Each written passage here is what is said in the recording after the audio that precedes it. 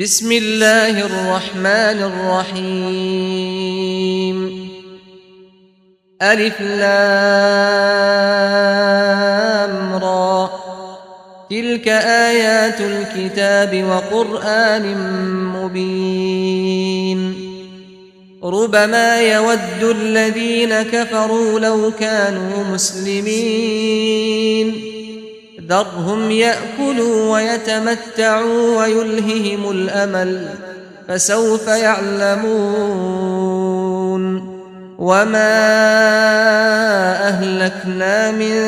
قرية إلا ولها كتاب معلوم،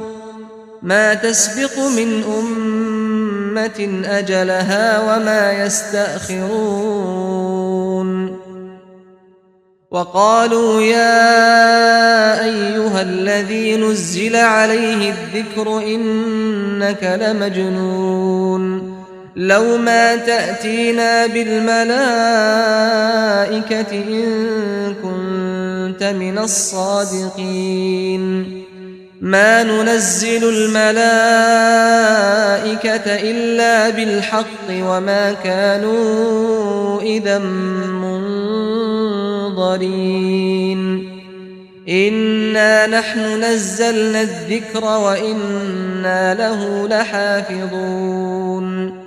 ولقد أرسلنا من قبلك في شيع الأولين، وما يأتيهم من رسول إلا كانوا به يستهزئون. كذلك نسلكه في قلوب المجرمين،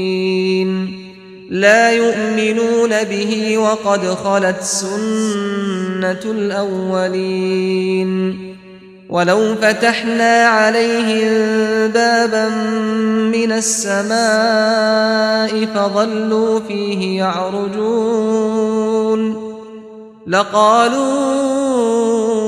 إنما سكرت أبصارنا بل نحن قوم مسحورون. ولقد جعلنا في السماء بروجا وزيناها للناظرين وحفظناها من كل شيطان رجيم إلا من استرق السمع فأتبعه شهاب مبين. والأرض مددناها وألقينا فيها رواسي وأنبتنا فيها من كل شيء موزون. وجعلنا لكم فيها معايش ومن لستم له برازقين. وإن من شيء إلا عندنا خزائنه وما ننزله إلا بقدر معلوم. وأرسلنا الرياح لواقح فأنزلنا من السماء ماء فأسقيناكموه وما أنتم له بخازنين. وإنا لنحن نحيي ونميت ونحن الوارثون. ولقد علمنا المستقدمين منكم ولقد علمنا المستأخرين. وإن ربك هو يحشرهم إنه حكيم عليم. ولقد خلقنا الإنسان من صلصال من حمأ مسنون والجان خلقناه من قبل من نار السموم. وإذ قال ربك للملائكة إني خالق بشرا من صلصال من حمأ مسنون فإذا سويته ونفخت فيه من روحي فقعوا له ساجدين. فسجد الملائكة كلهم أجمعون إلا إبليس أبى أن يكون مع الساجدين قال يا إبليس ما لك ألا تكون مع الساجدين قال لم أكن لأسجد لبشر خلقته من صلصال من حمأ مسنون قال فاخرج منها فإنك رجيم وإن عليك اللعنة إلى يوم الدين قال رب فأنظرني إلى يوم يبعثون قال فإنك من المنظرين إلى يوم الوقت المعلوم قال رب بما أغويتني لأزينن لهم في الأرض ولأغوينهم أجمعين إلا عبادك منهم المخلصين قال هذا صراط علي مستقيم إن عبادي ليس لك عليهم سلطان إلا من اتبعك من الغاوين وإن جهنم لموعدهم أجمعين لها 7 أبواب لكل باب منهم جزء مقسوم إن المتقين في جنات وعيون ادخلوها بسلام آمنين ونزعنا ما في صدورهم من غل إخوانا على سرر متقابلين لا يمسهم فيها نصب وما هم منها بمخرجين نبئ عبادي أني أنا الغفور الرحيم وأن عذابي هو العذاب الأليم ونبئهم عن ضيف إبراهيم إذ دخلوا عليه فقالوا سلاما قال إنا منكم وجلون قالوا لا توجل إنا نبشرك بغلام عليم قال أبشرتموني على أن مسني الكبر فبم تبشرون قالوا بشرناك بالحق فلا تكن من القانطين قال ومن يقنط من رحمة ربه إلا الضالون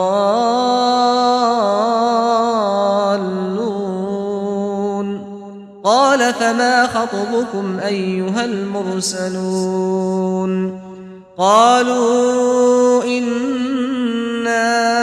أرسلنا إلى قوم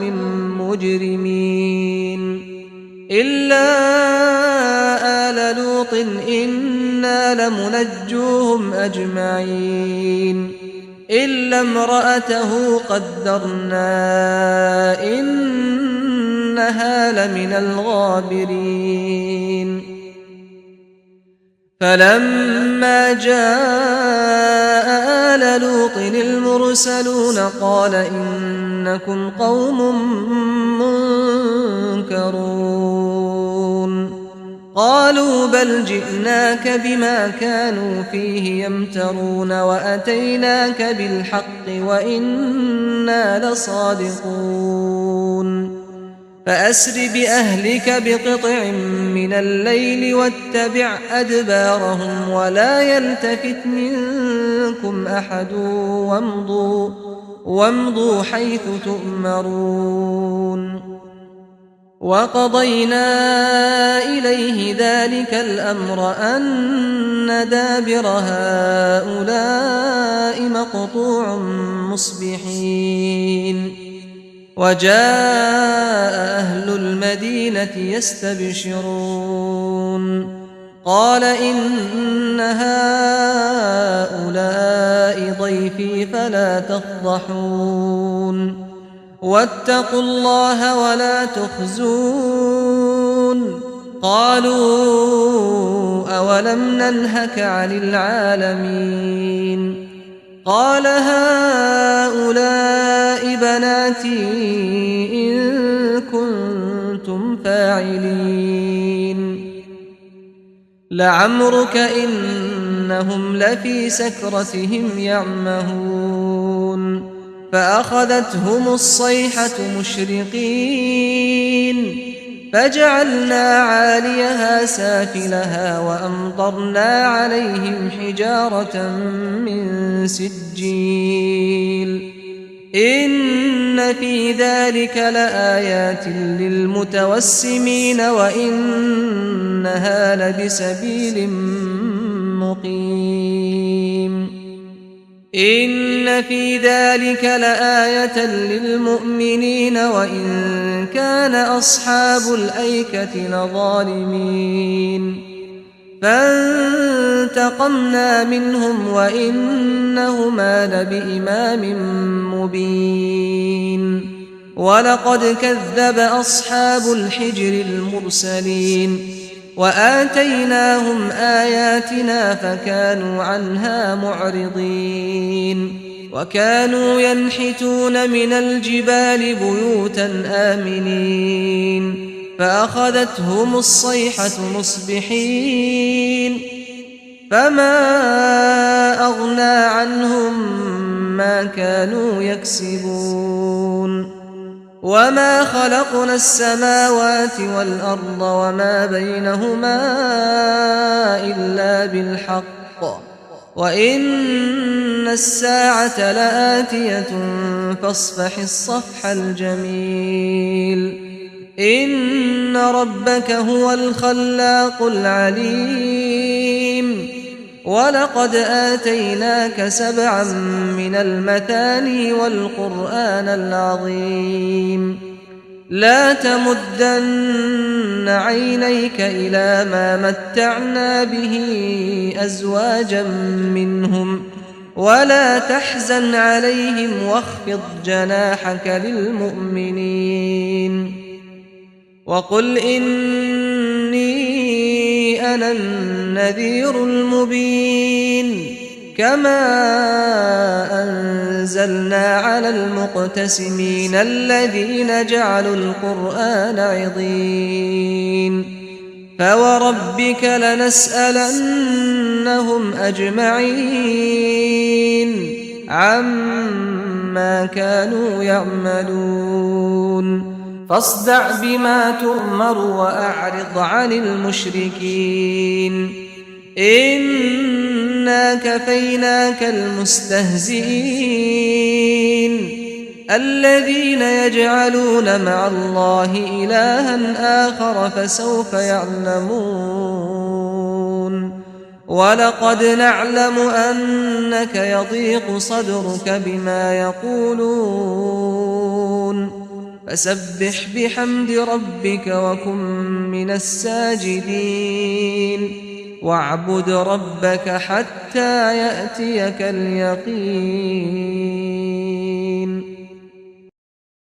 بسم الله الرحمن الرحيم أتى أمر الله فلا تستعجلوه سبحانه وتعالى عما يشركون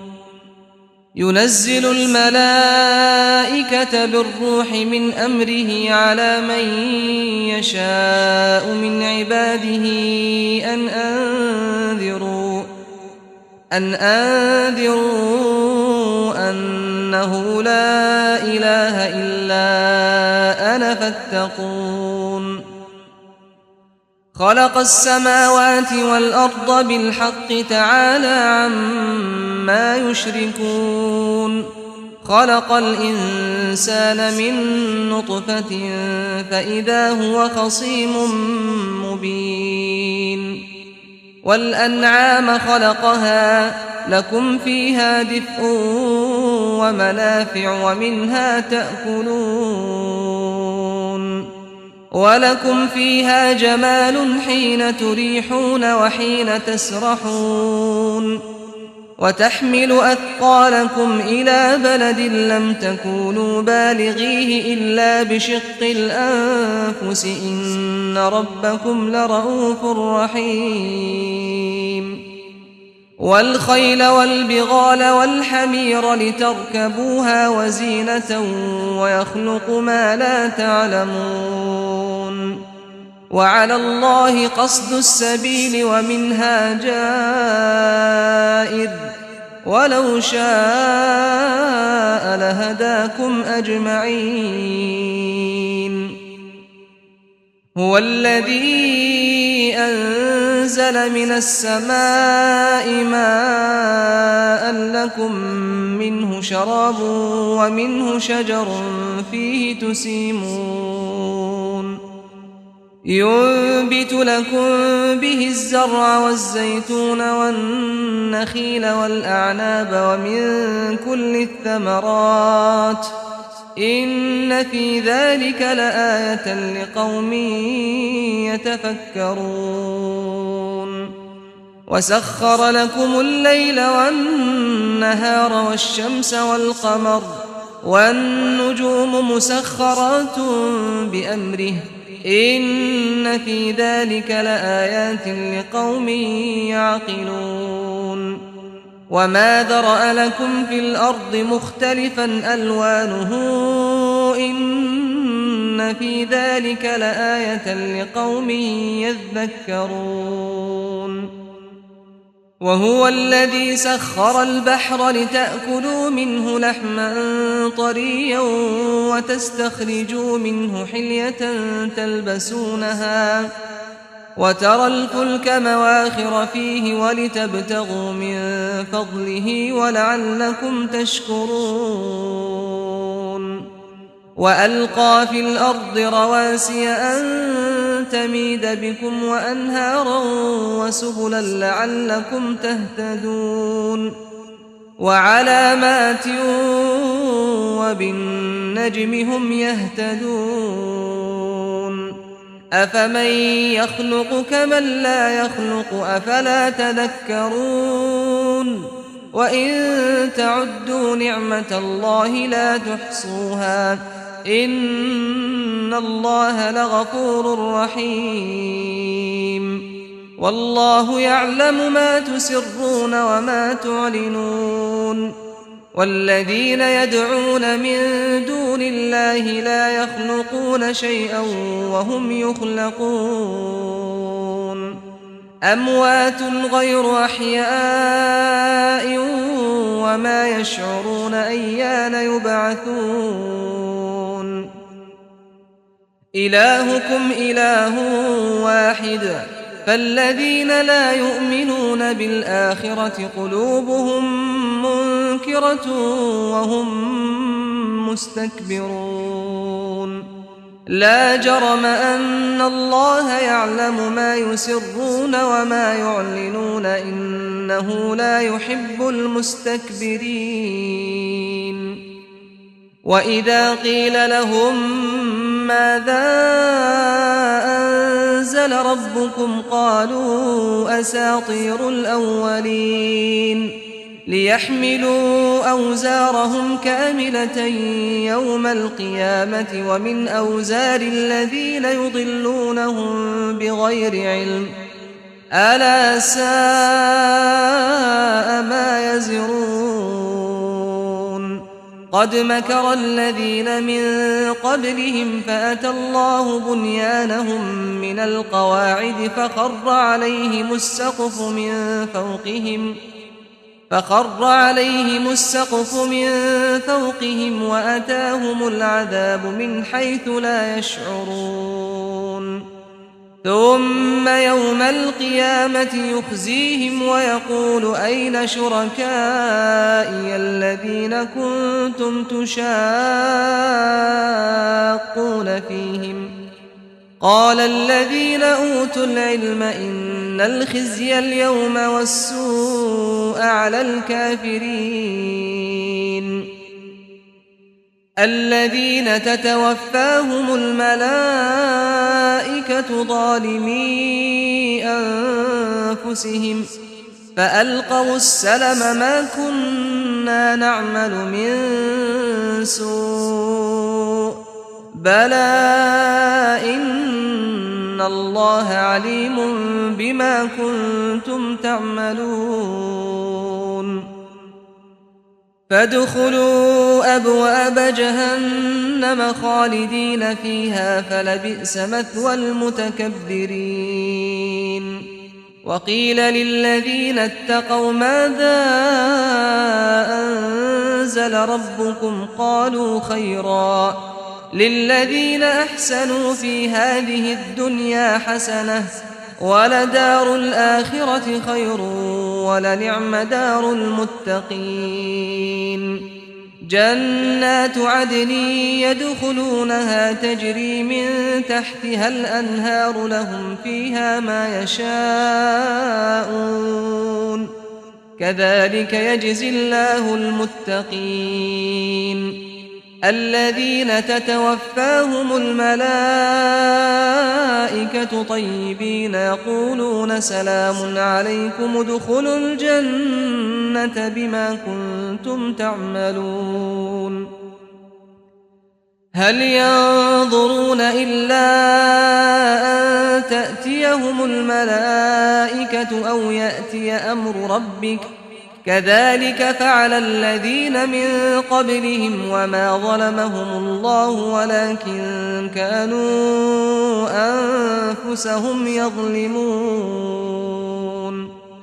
فأصابهم سيئات ما عملوا وحاق بهم ما كانوا به يستهزئون وقال الذين أشركوا لو شاء الله ما عبدنا من دونه من شيء نحن ولا آباؤنا ولا حرمنا من دونه من شيء كذلك فعل الذين من قبلهم فهل على الرسل إلا البلاغ المبين ولقد بعثنا في كل أمة رسولا أن اعبدوا الله واجتنبوا الطاغوت فمنهم من هدى الله ومنهم من حقت عليه الضلالة فسيروا في الأرض فانظروا كيف كان عاقبة المكذبين إن تحرص على هداهم فإن الله لا يهدي من يضل وما لهم من ناصرين وأقسموا بالله جهد أيمانهم لا يبعث الله من يموت بلى وعدا عليه حقا ولكن أكثر الناس لا يعلمون ليبين لهم الذي يختلفون فيه وليعلم الذين كفروا أنهم كانوا كاذبين إنما قولنا لشيء إذا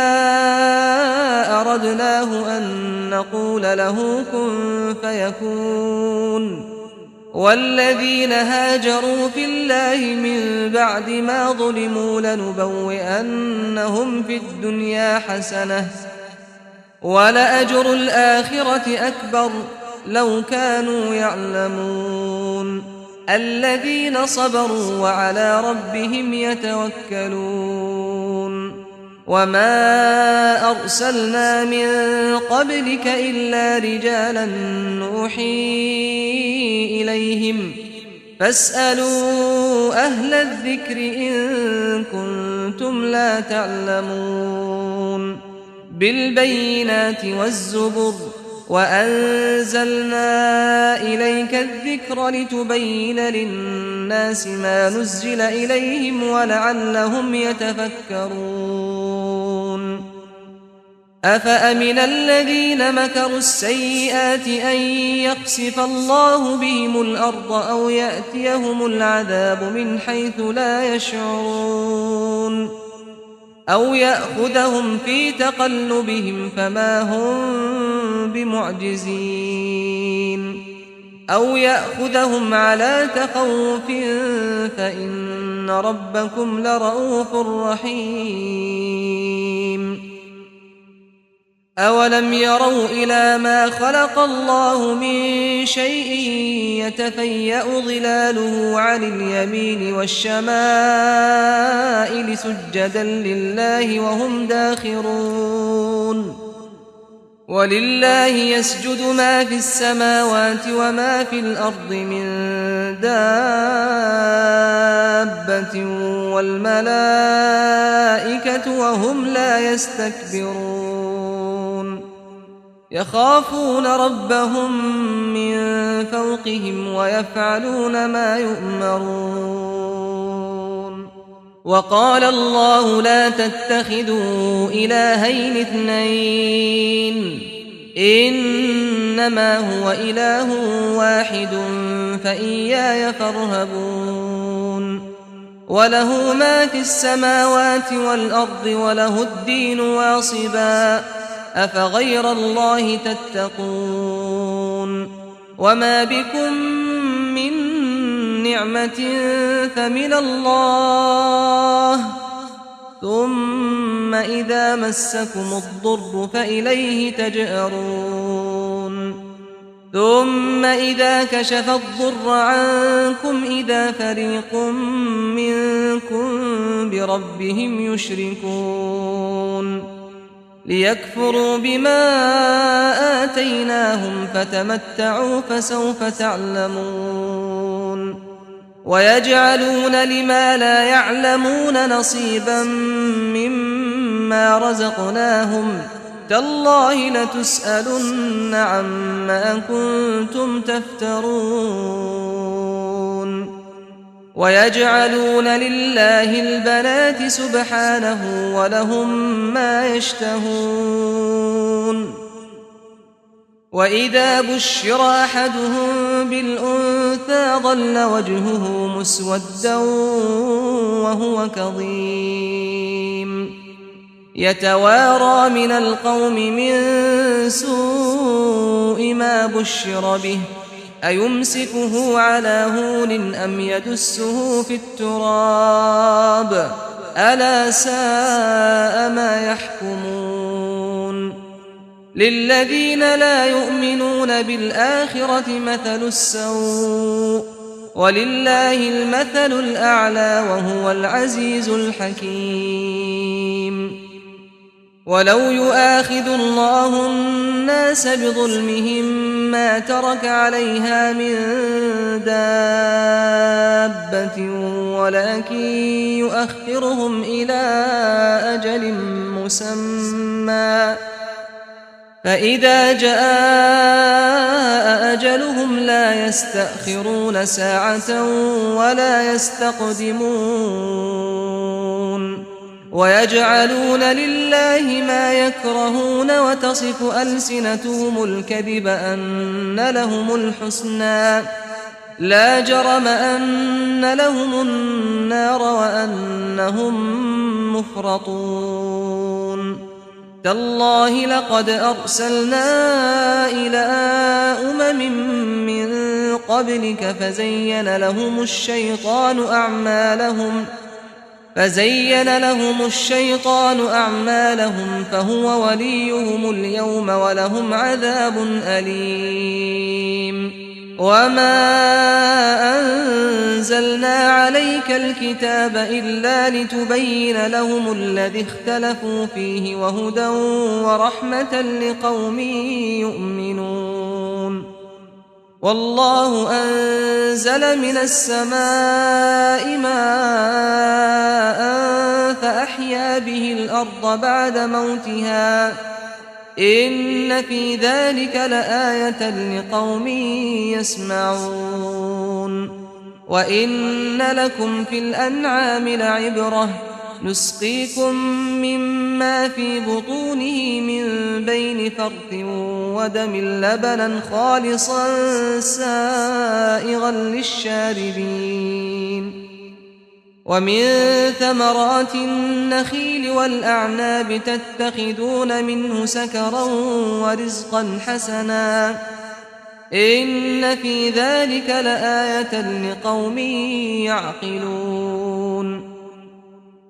وأوحى ربك إلى النحل أن اتخذي من الجبال بيوتا ومن الشجر ومما يعرشون ثم كلي من كل الثمرات فاسلكي سبل ربك ذللا يخرج من بطونها شراب مختلف ألوانه فيه شفاء للناس إن في ذلك لآية لقوم يتفكرون والله خلقكم ثم يتوفاكم ومنكم من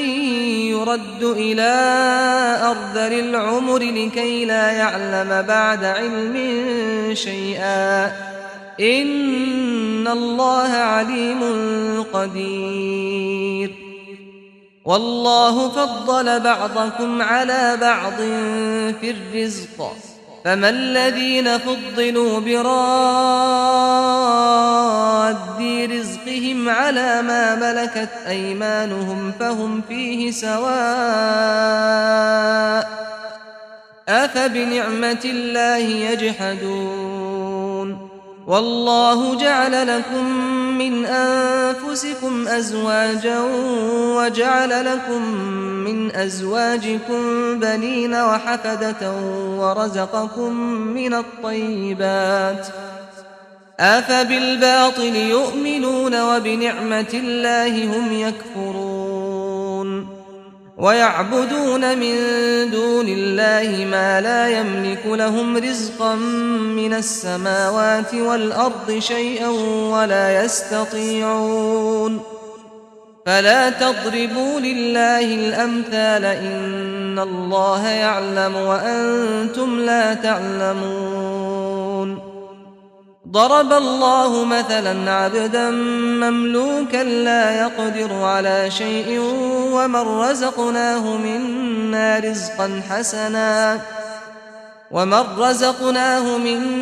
رزقا حسنا فهو ينفق منه سرا وجهرا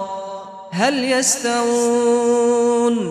الحمد لله بل أكثرهم لا يعلمون وضرب الله مثلا الرجلين أحدهما أبكم لا يقدر على شيء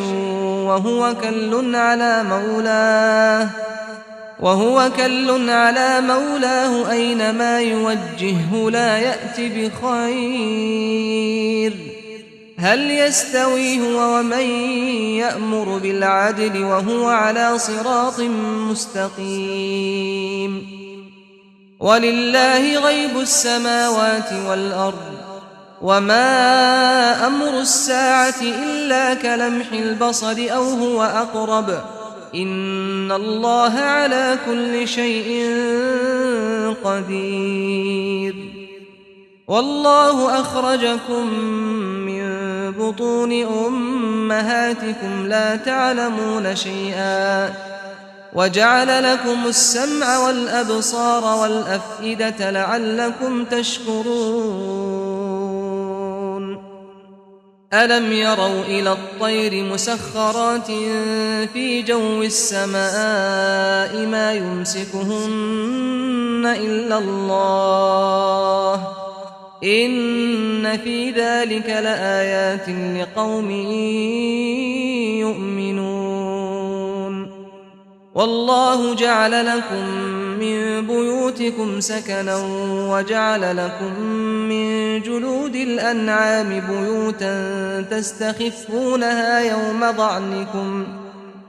تستخفونها يوم ظعنكم ويوم إقامتكم ومن أصوافها وأوبارها وأشعارها أثاثا ومتاعا إلى حين والله جعل لكم مما خلق ظلالا وجعل لكم من الجبال أكنانا وجعل لكم سرابيل تقيكم الحر وسرابيل تقيكم بأسكم كذلك يتم نعمته عليكم لعلكم تسلمون فإن تولوا فإنما عليك البلاغ المبين يعرفون نعمة الله ثم ينكرونها وأكثرهم الكافرون ويوم نبعث من كل أمة شهيدا ثم لا يؤذن للذين كفروا ولا هم يستعتبون وإذا رأى الذين ظلموا العذاب فلا يخفف عنهم ولا هم ينظرون وإذا رأى الذين أشركوا شركاءهم قالوا ربنا هؤلاء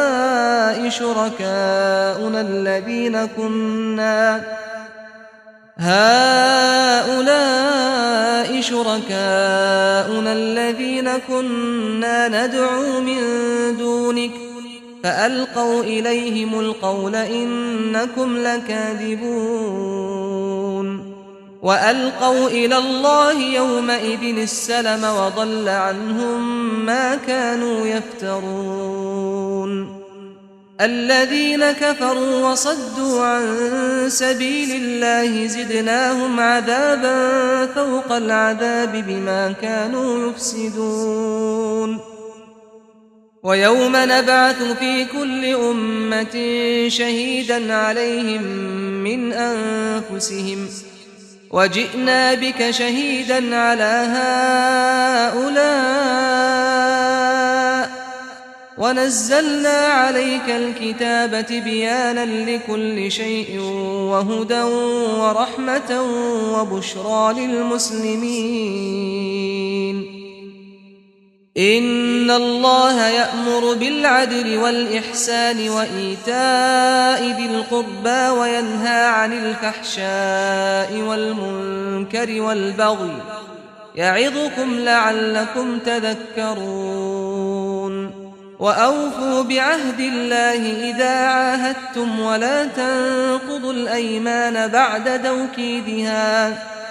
ولا تنقضوا الأيمان بعد توكيدها وقد جعلتم الله عليكم كفيلا إن الله يعلم ما تفعلون ولا تكونوا كالتي نقضت غزلها من بعد قوة أنكاثا تتخذون أيمانكم دخلا بينكم أن تكون أمة هي أربى من أمة إنما يبلوكم الله به وليبينن لكم يوم القيامة ما كنتم فيه تختلفون ولو شاء الله لجعلكم أمة واحدة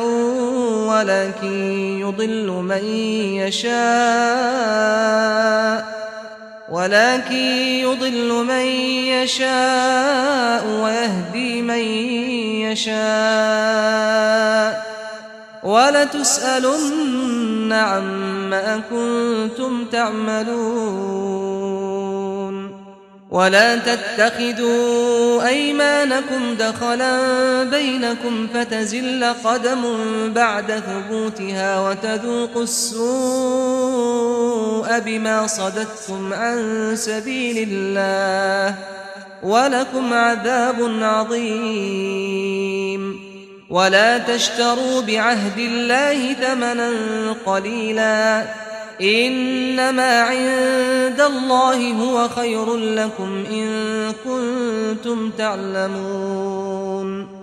ما عند عندكم ينفد وما عند الله باق ما عندكم ينفد وما عند الله باق ولنجزين الذين صبروا أجرهم بأحسن ما كانوا يعملون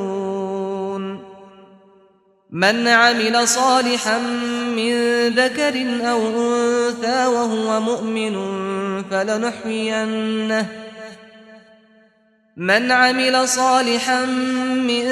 ذكر أو أنثى وهو مؤمن فلنحيينه حياة طيبة ولنجزينهم أجرهم بأحسن ما كانوا يعملون فإذا قرأت القرآن فاستعذ بالله من الشيطان الرجيم إنه ليس له سلطان على الذين آمنوا وعلى ربهم يتوكلون إنما سلطانه على الذين يتولونه والذين هم به مشركون وإذا بدلنا آية مكان آية والله أعلم بما ينزل قالوا إنما أنت مفتر بل أكثرهم لا يعلمون قل نزله روح القدس من ربك بالحق ليثبت الذين آمنوا وهدى وبشرى للمسلمين ولقد نعلم أنهم يقولون إنما يعلمه بشر لسان الذي يلحدون إليه أعجمي وهذا لسان عربي مبين إن الذين لا يؤمنون بآيات الله لا يهديهم الله ولهم عذاب أليم إنما يفتري الكذب الذين لا يؤمنون بآيات الله وأولئك هم الكاذبون من كفر بالله من بعد إيمانه إلا من أكره وقلبه مطمئن بالإيمان ولكن من شرح بالكفر صدرا فعليهم غضب من الله ولهم عذاب عظيم ذلك بأنه مستحب الحياة الدنيا على الآخرة وأن الله لا يهدي القوم الكافرين أولئك الذين طبع الله على قلوبهم وسمعهم وأبصارهم وأولئك هم الغافلون لا جرم أنهم في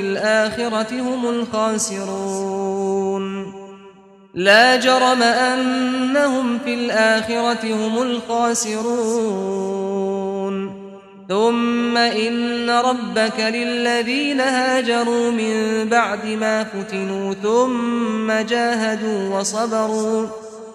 ثم جاهدوا وصبروا إن ربك من بعدها لغفور رحيم يوم تأتي كل نفس تجادل عن نفسها وتوفى كل نفس ما عملت وهم لا يظلمون وضرب الله مثلا قرية كانت آمنة مطمئنة